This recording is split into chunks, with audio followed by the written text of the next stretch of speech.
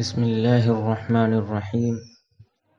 میں آپ حضرات کے سامنے ان 8 لوگوں کے بارے میں بتانا چاہتا ہوں جن کے اللہ تبارک و تعالی شب برات میں ان کی مغفرت نہیں کرتے جب تک کہ وہ سچی پکی توبہ نہ کر لیں۔ بار بار بتانے کے باوجود بھی یہی معلوم کیا جاتا ہے کر رہے ہیں کہ وہ کون کون سے لوگ ہیں۔ برائے مہربانی آپ آخر تک پورا مکمل سنیں تاکہ آپ جان پائیں کہ وہ 8 لوگ کون کون ہیں۔ اگر ہمارے اندر وہ عادتیں ہیں تو ہمیں چاہیے کہ ہم اس سے سچی پکی توبہ کریں، اور حوالے جات کے ساتھ بتاؤں گا۔ بہرحال آپ حضرات تو سنتے ہی رہتے ہیں، دوسرے چینلوں میں آتا بھی ہے، اسی بات کو میں نقل کر رہا ہوں۔ ان 8 لوگوں کے بارے میں بتاؤں گا۔ اللہ تبارک و تعالی حدیث میں بھی آتا ہے کہ تم آسمان دنیا میں آتے ہیں اور تمام مخلوق کی مغفرت فرما دیتے ہیں، مگر ایسے شخص کی مغفرت نہیں کرتے، 2 ایسے شخص کی مغفرت نہیں کرتے، ایک روایت میں ہے جو مشرک ہوں اور مصاحن ہوں، اور دوسری کتابوں میں باقی 6 لوگوں کا ذکر ہے۔ صحیح ابن حبان میں ذکر ہے کہ اللہ تبارک و تعالی آسمان دنیا میں آتے ہیں اور مشرک اور مصاحن کی مغفرت نہیں کرتے۔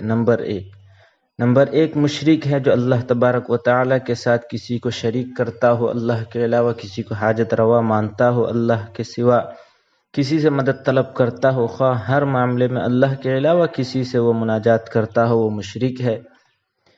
مصاحن کی 2 قسمیں ہیں، جیسا کہ آپ حضرات نے سن رکھا ہوگا، اس کی تفصیل میں نہیں جانا چاہتا۔ نمبر 1 جو 2 قسمیں ہیں، نمبر 2 مصاحن کی اس کی جو 2 قسمیں ہیں، نمبر 1 مسلمانوں سے ہٹ کر جو دوسرا دین اختیار کرتا ہو، اس کا صاف لفظ قرآن میں بھی ذکر ہے۔ اللہ تبارک و تعالی ارشاد فرماتے ہیں وَمَن يَبْتَغِ غَيْرَ الْإِسْلَامِ دِينًا فَلَن يُقْبَلَ مِنْهُ وَهُوَ فِي الْآخِرَةِ مِنَ الْخَاسِرِينَ۔ جو شخص دین اسلام کو چھوڑ کر دوسرا دین اختیار کرتا ہے، دوسرا دین لاتا ہے، وہ دین ہرگز قابل قبول نہیں، اس شخص کا ٹھکانہ کل قیامت کے دن بڑے ہی خسارے میں ہے، یعنی وہ اس کا ٹھکانہ کل قیامت کے دن جہنم میں اللہ تبارک و تعالی اس کا ٹھکانہ بنائیں گے۔ اور یعنی ایسا شخص ہے جو دوسرا دین سے مراد جو بدعت کرتا ہو، دین میں کوئی چیز ہو اس کو ہٹا دیتا ہو، یا دین کے اندر کوئی نئی بات بتاتا ہو، نیا چیز داخل کر دیتا ہو۔ مصاحن کے ایک معنی یہ ہے۔ دوسرا معنی یہ ہے کہ کوئی شخص کینہ رکھتا ہو۔ کینہ تو ہم بہت سنتے ہیں کہ کینہ، لیکن کینہ ہے کیا چیز؟ اصل میں کینہ ایسے لفظ کو کہا جاتا ہے، ایسا شخص ہے جو کینہ رکھنے والا، جس کے اندر بدلہ لینے کی صلاحیت نہ ہو، قوت نہ ہو۔ مثال کے طور پہ میرا کسی سے دشمنی ہے، میں اسے مارنا چاہتا ہوں لیکن مار نہیں پاتا، نہ طاقت کے اعتبار سے نہ مال کے اعتبار سے، لہذا میں دل میں یہ سوچتا رہتا ہوں کہ کب موقع ملے میں اسے اچک لوں، یہ کینہ کہتے ہیں۔ تو مصاحن کی 2 قسمیں ہیں، نمبر 1 جو مسلمانوں سے ہٹ کر دوسرا دین اختیار کرتا ہو یا بدعت کرتا ہو، اور نمبر 2 جو کینہ رکھنے والا ہو، بدلہ نہ لے سکتا ہو، دل میں کڑتا ہو۔ تو یہ 2 قسمیں ہو گئی۔ تیسری بات یہ ہے جو قطع رحمی کرنے والا، یعنی تعلقات کو ختم کرنے والا، رشتہ داری برادری میں کسی وجہ سے اگر دعوت دیا جائے آ نہ سکا تو اس سے تعلق ختم کر دیتے ہیں۔ ماحول کے اندر آج دنیا کے اندر یہ رواج بہت عام ہے، لہذا اس شخص کی بھی اللہ تبارک و تعالی اس رات میں مغفرت نہیں کریں گے۔ نمبر 4 ماں باپ کا نافرمان۔ آج دنیا کے اندر ایسے بہت سے ہزاروں کروڑوں لوگ موجود ہیں جو اپنے والدین کی نافرمانی کر رہے ہیں۔ اس سے مراد یہ ہے کہ ماں باپ کے حکم کی تابعداری ضروری ہے، ماں باپ کا حکم بجا لانا، ان کے حکم کے تعمیل میں کھڑے رہنا، ان کے حکم کی پابندی کرنا، لیکن ہاں اس بات میں ماں باپ کا نافرمان نہیں کہلائے گا وہ جب ماں باپ شریعت سے ہٹ کر کوئی حکم دیں، جیسا کہ ناحق قتل کرنے کہیں یا کسی کے ساتھ ناحق رشتہ توڑ دینے کو کہیں۔ بہت ساری ایسے بات ہیں جو شریعت کے خلاف ہوں، اگر ماں باپ کہتے ہیں اس بات کو اگر بیٹا بچہ نہ مانتا ہے تو وہ نافرمان نہیں کہلائے گا۔ نمبر 5 ٹخنوں سے نیچے پاجامہ پہننے والا۔ آج یہ رواج پورے دنیا میں عام ہے، ہر مسلمان بچہ بڑھوں سے لے کر جوانوں سے لے کر بوڑھوں تک اس گناہ میں ملوث ہیں کہ اپنے پاجامے کو وہ ٹخنوں سے نیچے پہنتے ہیں۔ جمعہ کے اندر آپ آئیے، صفوں کے اندر کھڑے ہوں گے تو پتہ چلے گا کہ یہ شخص کا پاجامہ ٹخنوں سے نیچے ہے یا اوپر ہے۔ اگر نیچے رہتا ہے تو وہ موڑ کر اٹھا دیتا ہے۔ اللہ کے واسطے اس طرح ہرگز نہ کریں، اس کے لیے دوسری حدیثیں بھی اس کی وعید آ چکی ہے۔ نمبر 6 شراب کا عادی۔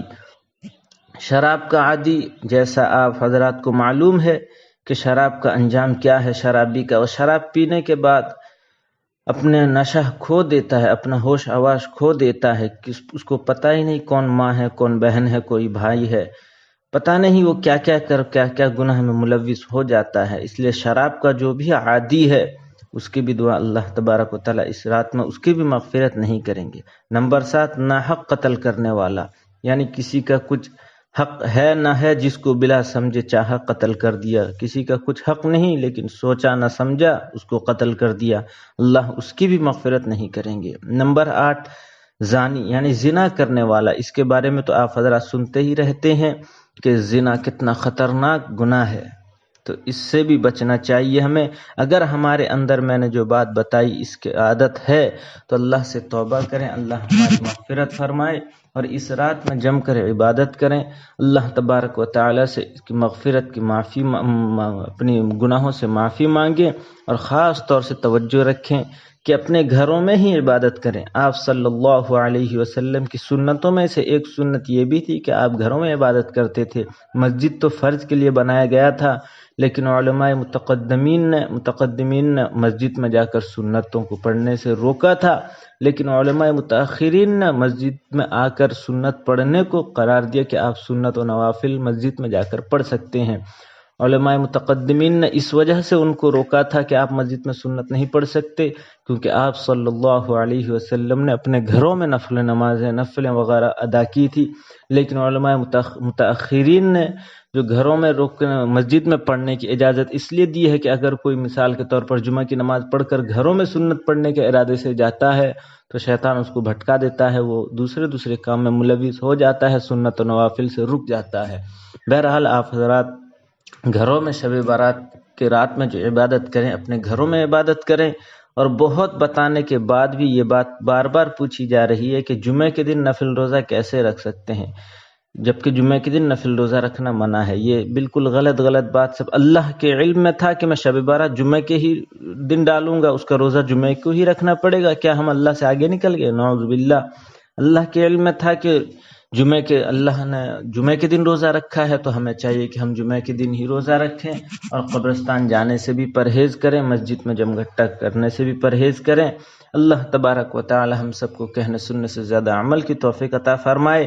اور ایک بات خاص طور سے میں کہہ دینا چاہتا ہوں کہ ایک ویڈیو بہت وائرل ہو رہی ہے، جس کو ایک نہیں کئی چینلوں میں بتایا جا رہا ہے کہ شب برات میں 6 نفل نماز ہے۔ ایسی کوئی روایت سیاہ ستہ کے اندر بھی نہیں ہے، اور دوسری دیگر کتابوں میں بھی نہیں ہوگی۔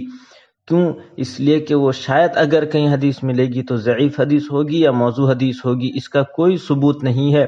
آپ 6 رکعت کے نفل اگر اس خاص نیت سے پڑھتے ہیں تو آپ گنہگار ہوں گے بجائے ثواب کے۔ ہاں، آپ صلی اللہ علیہ وسلم کی عادت شریفہ تھی، رات میں عبادت کرتے تھے، لیکن یہاں 6 رکعت مراد نہیں ہے، یہاں تہجد کی نماز ہے، 8 رکعت آپ پڑھتے تھے۔ حضرت عائشہ کے قول کے مطابق آپ حضرت تہجد پڑھیے، صلاۃ التسبیح پڑھیے، اور دیگر نوافل وغیرہ ذکر اذکار کیجیے، قرآن کریم کی تلاوت کیجیے، لیکن 6 رکعت نفل نماز کی نیت سے ہرگز آپ اس کو نہ پڑھیے، ورنہ آپ گنہگار ہوں گے۔ اللہ تبارک و تعالی ہم سب کو کہنے سننے سے زیادہ عمل کی توفیق عطا فرمائے۔ وما علینا الا البلاغ۔